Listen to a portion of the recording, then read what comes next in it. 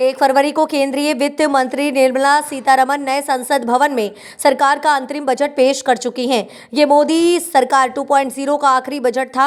आपको बता दें कि ये सरकार का अंतरिम बजट होगा, क्योंकि अप्रैल मई में लोकसभा चुनाव होने के बाद नई सरकार जुलाई में पेश करेगी। बजट पेश होने के बाद देश के अलग अलग वित्त एक्सपर्ट्स, पक्ष विपक्ष के नेताओं द्वारा प्रतिक्रिया दी जा रही है। मुझे इस बात की प्रसन्नता है कि लगातार यशस्वी प्रधानमंत्री श्रीमान नरेंद्र मोदी जी के नेतृत्व में देश को आगे बढ़ाने का प्रयास विभिन्न विभाग कर रहे हैं, और खास करके जो बजट आज का लेखानुदान के नाते से आया, पूर्ण बजट तो जुलाई में आएगा, लेकिन हम सब जानते हैं कि उनके सर्वहितैषी सर्वस्पर्शी कामों के आधार पर सभी विभागों पर पर्याप्त ध्यान देते हुए खास करके गरीब, महिला, युवा, किसान पर केंद्रित प्रधानमंत्री ने इस बजट को जो ध्यान केंद्रित किया, जिसके कारण से लगभग 25 करोड़ हमारी आबादी गरीब रेखा से बाहर आई है। ये बहुत बड़ा एक तरह से उपलब्धि है, और उसी प्रकार से ये जो देश की दुनिया की चौथी अर्थव्यवस्था के रूप में भारत परिवर्तित हुआ है, और आने वाले समय में ये जो नया टेन्योर आएगा, इसमें तीसरी अर्थव्यवस्था का जो उनका संकल्प है, उसका पूरा बेस दिखाई दे रहा है। ये अमृतकाल में भारत को 2047 तक दुनिया का नंबर 1 देश बनाने की दिशा में जो काम किए जा रहे हैं, उसके परिणाम है।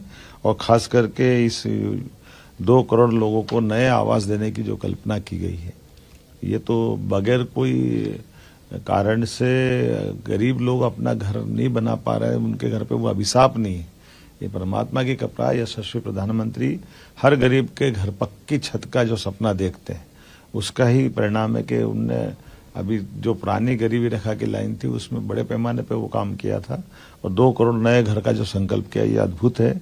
इसी के साथ साथ हमारी आंगनवाड़ी, आशा कार्यकर्ता और इनको सबको भी आयुष्मान योजना का जो लाभ दिया है, ये लंबे समय से दरकार थी कि ऐसे जो थोड़े अपनी सेवाएं देते थे गरीब वर्ग है, उनको भी लाभ मिलना चाहिए। आगामी खास करके जिस प्रकार से डिजिटल इंडिया को बढ़ावा देने की बात कही है, और डिजिटल इंडिया के माध्यम से बड़े पैमाने पर बहुत सारे सुधार भी लागू किए जा रहे हैं। इन सुधारों के बलबूते पर भारत बहुत आगे बढ़ेगा, और खासकर मिडिल क्लास के लिए जो नई आवास योजना लेकर के आए हैं, इसका लाभ भी हमारे लिए एक बड़ा उपलब्धि भरा रहेगा। मैं आज के इस अवसर पर 9 से 14 साल की लड़कियों के लिए सर्वाइकल कैंसर वैक्सीनेशन की जो सुविधा इस बजट में दी है, उसका माननीय वित्त मंत्री जी को बधाई देना चाहूँगा। आगामी समय में हमारे लिए 1 करोड़ घरों में जो रूफ टॉप सोलर प्लांट के अंतर्गत जो नई योजना बनाई गई, जिसके माध्यम से 1 करोड़ घरों में 300 यूनिट बिजली के बिल की बचत का रास्ता निकाला जाएगा। ये न केवल ऊर्जा के क्षेत्र में क्रांतिकारी कदम है, इसका बड़ा लाभ हमको मिलेगा। मध्य प्रदेश में पर्यटन की अपार संभावना है। ऐसे पर्यटन को लेकर के माननीय नरेंद्र मोदी जी की सरकार ने वित्त मंत्री जी के माध्यम से लगभग 75,000 करोड़ के ब्याज मुक्त ऋण देने का जो निर्णय किया है, ये हमारे लिए बिल्कुल आमूलचूल परिवर्तन कर देगा। पर्यटन अब केवल एक क्षेत्र में नहीं, पर्यटन से कई सारे सेक्टर में लाभ मिलेगा, और मध्य प्रदेश में तो अपार संभावना है।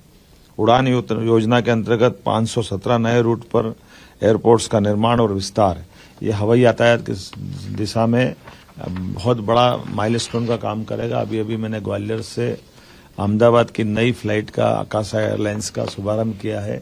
ऐसे भविष्य में बहुत बड़े पैमाने पर हवाई यातायात की संभावना मध्य प्रदेश में, क्योंकि मध्य प्रदेश बहुत भौगोलिक दृष्टि से बड़ा है, ऐसे में हमारे इस यातायात का भी लाभ मिलेगा।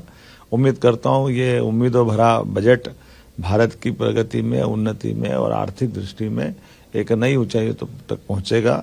मेरी अपनी ओर से श्रीमती निर्मला सीतारमण जी को बधाई, माननीय प्रधानमंत्री जी को बधाई, और इसी परिप्रेक्ष्य में हमारे विभिन्न विभागों को जोड़ करके हम अपने लेखानुदान में इन बजट का लाभ लेंगे, और मध्य प्रदेश को देश का नंबर 1 का राज्य बनाने की दिशा में आगे बढ़ेंगे।